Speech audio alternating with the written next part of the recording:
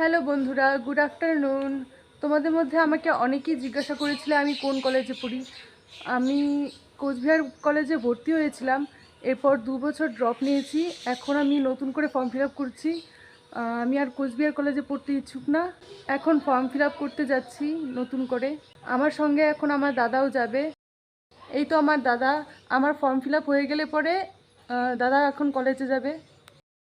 Guys, এখন আমরা টোটোর জন্য দাঁড়াবো। আমরা এখন টোটোতে উঠে পড়েছি। 10-15 মিনিটের রাস্তা।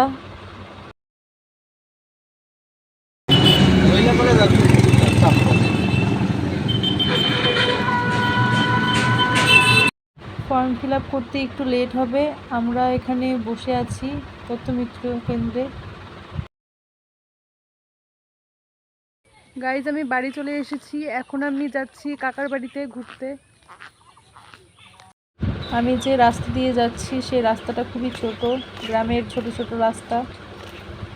কাকার বাড়িতে এসে দেখি ঠাম্মা আর কাকা ছাড়া বাড়িতে কেউ নেই।